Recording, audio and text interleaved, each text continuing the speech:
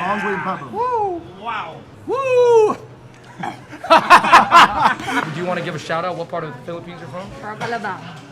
Most of the time when you talk about Filipino food in New York City, people will point you to Queens, New York, and that's definitely true for the traditional stuff. But these new Filipino spots in the city are doing something you've never seen before.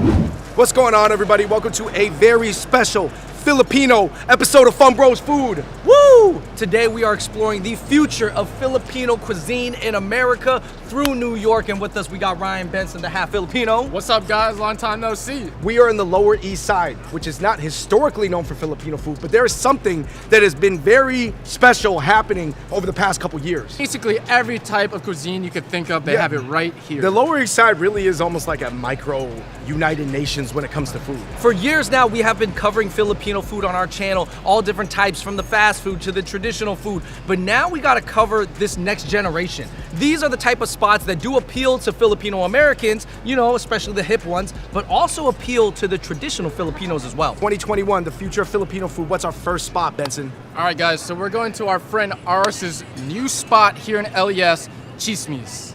It's actually a Filipino word for gossip, which, you know, a lot of titas and would gossip over food. Like, that's kind of like the culture you're trying to, yeah. Gossip.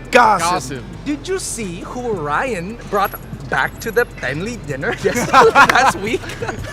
No, that is exactly what happens. It's like, you know, everyone meets over food. It was a new girl. Everyone meets over food, man. The future of Filipino food. All right, guys, so we're here with the chef proprietor, Aris. What are the challenges of introducing elevated Filipino food to an audience that some of them people have never even had the food? The hardest part is, I think, introducing them to dishes from different regions. Right. Because Philippines is just not like one cuisine itself. You know, there are so many regions. So sinigang can be under 3-4 different types of. And they could taste pretty different from each other. And yeah.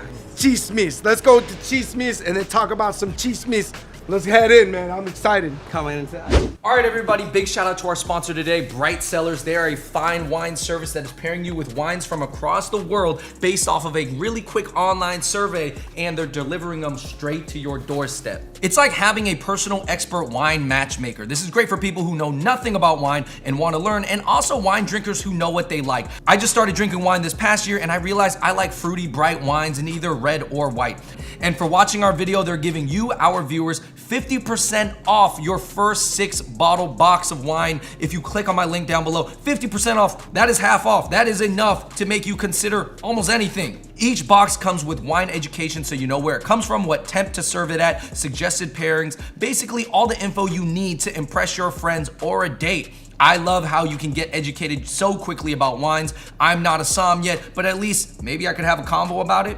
With great customer service and sustainable packaging, I gotta say, Bright Cellars is doing it right, making getting great wine super easy. Some of the wines they sent me that I'm super excited about are this Humdrum, which is a Viognier, this Batik, which is a Chenin Blanc, and this Watchkeeper, which is a Verdeo. And they're all very bright and light and cut the fat well. And since we're eating Filipino food, such as kare-kare, which tend to be a little bit on the heavier side, a light-bodied white wine would work perfect for the food at Chismis and Mama Fina's, for example. But again, don't take my word for it. You should just give it a shot and try it yourself by clicking on the link down below. Leading off here at Chismis. Okay, guys, so we have isao, deep fried like pig intestine, and then it's usually given with a dip called suka, which is a vinegar-based dip, very commonly eaten with beer. Isao. It's a good drinking food because it's salty, it's fried, it makes you want to drink beer. All right, you guys, we are looking at bone marrow sinigang, short rib kare-kare, and that is This- intestines again. Snout and ears. All right. So let's start off with these, man, because these are, this is like sinigang like I've never seen. Yeah, I've never seen sinigang like this. Can't wait to try this. Let's prep it. Should we get some of the bone marrow, guys, Yo, first? scoop that with a knife. No, oh, I'm already in here with the fork. Oh, you're gonna take a lot. Try the sinigang with this. Oh, There we go. Woo! Look at this. Look at this. This- Bone marrow going onto the That is some rice. juicy gossip. Bone marrow sinigang. Oh, wow. Wow, bro. The tamarind really comes out in this broth, but it's super balanced. The dipping sauce. Wow, you dipping. That sauce. I gotta try a little bit. This short rib from the sinigang with this, with a little bit of bone marrow melted in to give it that creaminess.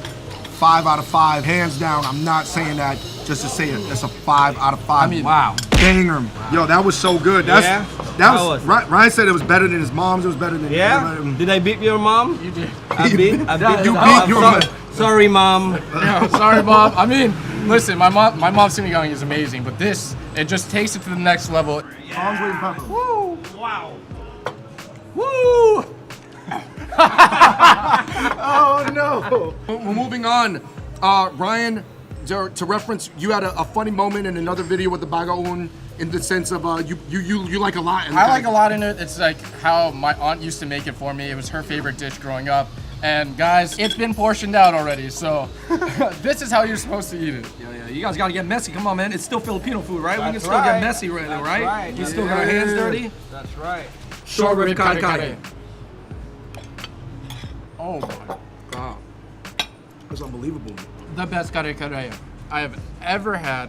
I love it. It has that peanut flavor, but it doesn't taste like peanut butter. Yeah. And it's just working so well on that short rib. Now, Aris, would you say this is kind of like your take on a sisig? Pretty much sisig style, but we call it dinakdakan. Dinakdakan.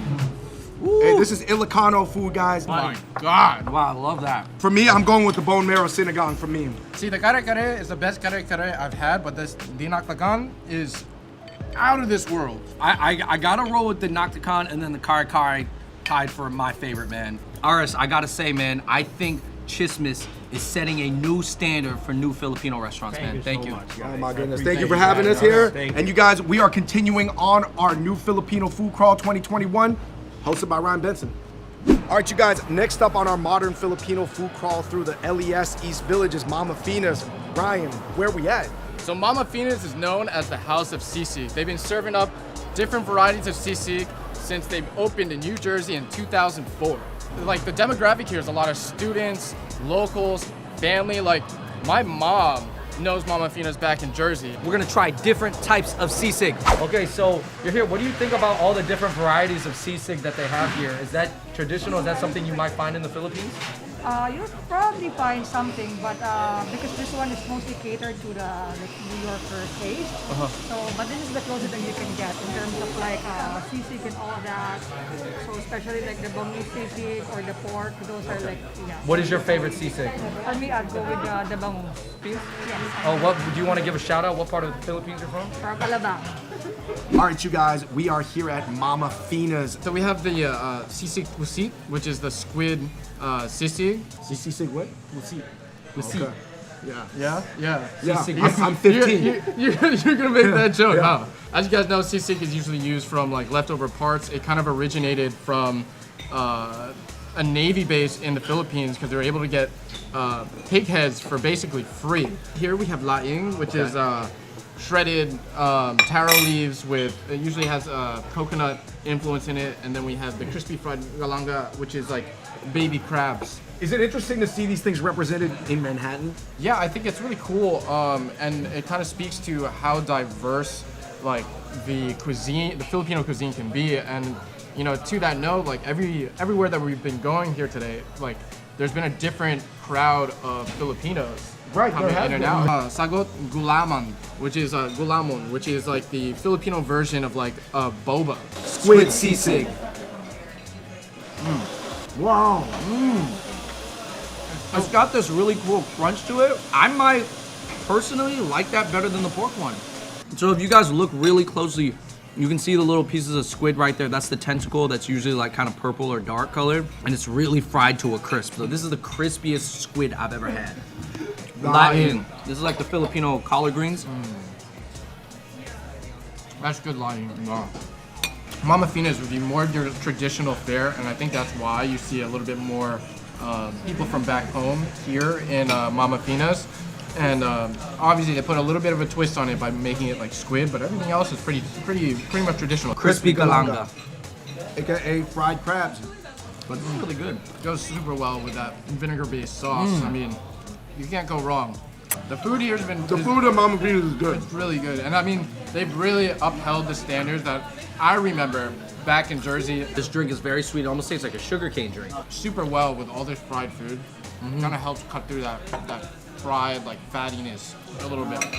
All right, we're wrapping it up here at Mama Fina's for our Future of Filipino Food episode. We got to go to a couple more spots.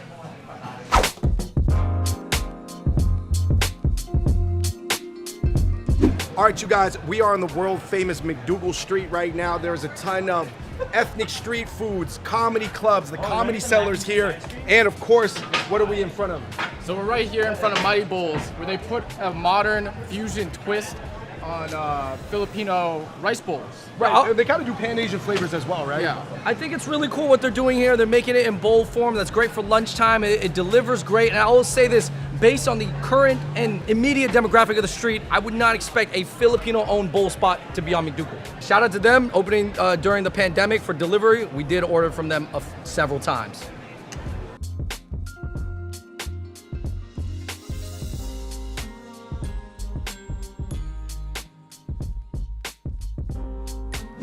This one is from Manila. It's called the Manila because, why is that? Because I know this is called lechon, right? Yeah, the lechon kawali.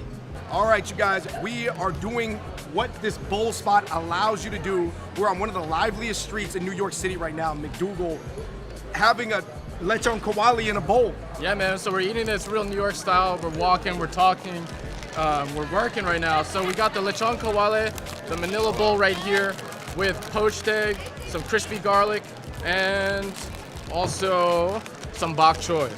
Oh man, that lechon kawali is so good. So crispy yet fatty. Yo, I feel like this is a marathon right here. Quick, take a hit of this coconut water. Oh, You get the bowl. What do you think it means that, you know, the creators of Mighty Bowls were still from the Philippines though? Like it was still very authentic, even though obviously they have to twist the recipes to make money and be successful in the business environment. I think it's really cool that, you know, the owners can come from the Philippines and make this concept so that it's a lot more palatable to the New York crowd, right?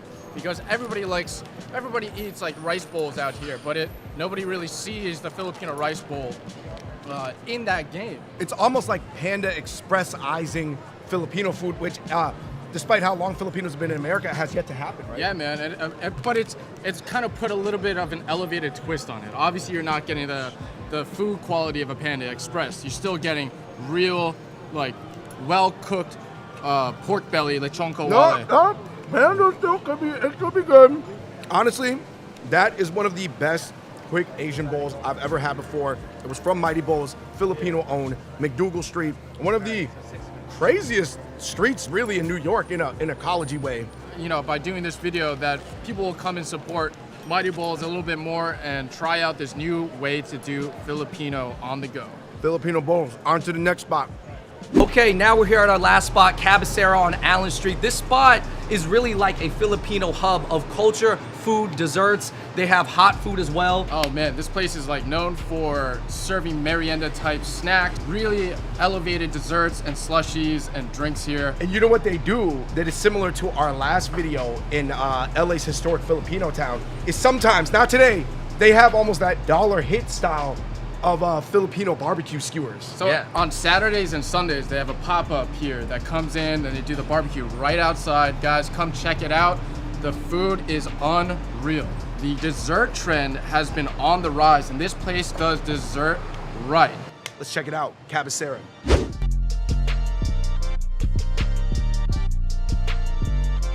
All right, Joey, you are from Bataan, Yes. 2 hours from Manila. What are we looking at right here? This is What we're looking here is the Filipino desserts, the halo halo, the famous halo halo, and the calamansi juice, slushy calamansi, and we have the matcha ube. The way that they do it here, they kind of really elevate it. The presentation is kind of next level. Look at that shaved ice though. It is like an ube flavored shaved ice, if I'm not mistaken. Correct. Cabecera halo halo. It's honestly the best halo halo that I've had on any of the food series that we've done. Ah, Thank you. Hey man, kudos to you guys, man. All right, man. Like we said, they're bringing all types of stuff to the Lower East Side. Halo halo. We got the calamansi juice right here, and then we got a little bit of a fusion item right here. This is an ube matcha. Super, super fragrant. Tastes really good. Has a nice tart citrus to it, but it's still sweet. Bring you guys the cassava cake and the biko. Cassava is a traditional Filipino dessert. and it's made of grated cassava, coconut milk, and Which one's the cassava one? This one. Oh, okay. Cassava's what they make bobas out of. Yeah, Alright. It has that QQ, and then they finish it on top with some custard. And this is a biko, which is a sweet rice flavored with purple yam and coconut flakes on top. You gotta try some of this. It's super well balanced. It's not too sweet. It's like super glutinous from the rice. Oh man, for me, I'm gonna go with the biko. Yeah. The biko, this is so good. Something that people are familiar with, like the mango sticky rice at a Thai spot, Exactly. but almost with more focus on the rice, obviously because we're missing the mango. Was it always a goal of yours when you came to America to showcase sort of Filipino culture and show what you guys bring to the Milo or Right, potluck a that lot of America? the Asian foods are already on the mainstream. Japanese food, Thai. Now it's time, we bring in the Filipino food and the Filipino desserts to the mainstream. What do you think of all the other Asian cafes serving ube, even though they're not Filipino? It's okay? It's okay, but this one is made from scratch. Okay, all right. It's okay, but he just wants to let y'all know the ube, they made it from scratch. All right, Joey, what are we looking at here? Now what we're looking at here are bibingka and the leche flan that we have. Both of these are made here at Cabecera, and bibingka is famous, on the Filipino desserts circle with coffee. It goes very well. It's a sweet rice bread with coconut flakes and sometimes they put egg on top of it. And then the leche flan is it's sort of like you guys' take on It's like a custard. like a Spain from yes, Spain? Yep. All right. Joey told me that the Dominicans, the Puerto Ricans, the Mexicans, they really like this version of flan. It's distinct in its own way, right? I think, leche de flan, it comes based from like a Spanish recipe, but the way that they do it in the Philippines adds that little bit of extra Filipino love that you can taste in the food. So, Dude, I like it a lot, man. Yeah. Because you know what it is? I think sometimes, and I respect everybody's thing, like some people use like cinnamon in it, but then you guys are using more coconut. Yeah. And more like the cassava syrup and stuff like that. It's a little bit more tropical. More tropical Asian-y, right? Yeah. Like, yo, Andrew, you gotta try this. All right, just got back. Flan de leche. Joey has been breaking down everything. Why? Flan de leche. From, Well, flan de let me taste it. we gotta give a highlight on. I'm sorry if I'm gonna mess up. I'm gonna murder the city name again. All right, man. I just had to go for a little ride, so I'm a little thirsty. Let me try this machube. Machube. Oh, I kind of like it. It's a little bit of bitterness with the creamy sweetness of the ube, so that's a cool mixture. a lot of bibingas that I've had can be a little bit too dense. This is nice and fluffy, and the texture is really, really on point, and it's not too sweet. Yo, let us buy a trinket, man. We gotta come with us. We're gonna buy a trinket here. What's the one? Cabecera for the culture. All right, so Joey, I got like a budget of $10. I'm trying to spend. What should I buy that's going to be really like Filipino? Oh, well, we have here the Filipino keychains. It's like influenced by Filipino traditional desserts and street foods like Filipino barbecue keychain. Like it's between the chicharron or the Filipino bacon. I think you gotta go with the chicharron. All right. Chicharron, that reminds me of like my Lolo, right? Yo, they did a good job of recreating it. I'm getting the chicharron keychain. All right, so that brings us to the end of our Future of Filipino Food video. Man, what did you guys notice? I noticed that actually all the owners of Sismis, Mama Fina's, Cabecera are actually very traditional Filipinos that are maybe like 40 years old, 50 years old, 60 years old, but have been educated in the West, and they're sort of translating it, but they're not necessarily like Phil-Ams. They're not Filipino Americans. I think it's really cool that these Filipino chef owners are able to come from the Philippines and kind of bring this more modern twist to traditional food that can be more directed towards Filipino Americans rather than just traditional Filipino like fobs coming from back in the Philippines. Well, it kind of like gets all the crowds. Yeah. Because I think the traditionalist obviously gets the people from that country. It gets white people who are interested in like culture and anthropology. And then you also get the Phil-Ams who, have a space to connect with their roots. And I think because of this, it's really starting to drive that food trend. You're seeing Filipino dessert places opening up everywhere. And I think it's really great to see that like people can take our culture and twist it, still have that little bit of traditional kind of like culture coming through, but with that modern twist. Andrew, what do you think it means for like Asian American food? Because, you know, there's a few Asian American spots that were very successful, namely in spots like OC, the West Coast. But it seems like on the East Coast, there's still more with the United Nations traditional style. Yeah, I think New York, when it comes to ethnic food, it's still at that point where they still really want the more authentic version. And that's why the 50-50 fusion stuff in New York doesn't work as well. It's not that it doesn't work, it's just a little bit harder of a sell, and it takes a little bit more context for people It's to more West understand. Coast, Hawaii to think like that, right? Yeah, and you, because people still want to know that it's coming from that traditional place, that's why it's a little bit harder for Chinese Americans or Filipino Americans to serve their food here. I think that having someone who's from there that's just a little bit more westernized, that like maybe studied in the West, studied in America, that has that flair and can do kind of that 80% traditional, 20% American style, I think that's gonna work better even than the 50-50, at least in New York City. So statistically speaking, most Asians living in America are actually still immigrants. Yeah. So you would think that a lot of those immigrants still want some sense that their food is very traditional and authentic. So that's why the market for the 50-50 American and Asian fusion is a little bit smaller than people would like to think. I think the That's 50 very OC. You see that all the time in the OC. all the time, Like, all the time. I think the 50-50 is cool, but I understand for the mass market, you know, and for most Asians who are in America still, it's tough. All right, you guys, please let us know in the comments section below what was your favorite traditional item that we covered today, and what was the slight twist that you liked, or what's a slight twist to a traditional item that you'd like to see on the menu of one of these spots. And until next time, huge shout out to Ryan Benson, Hopper representative. We out. Peace.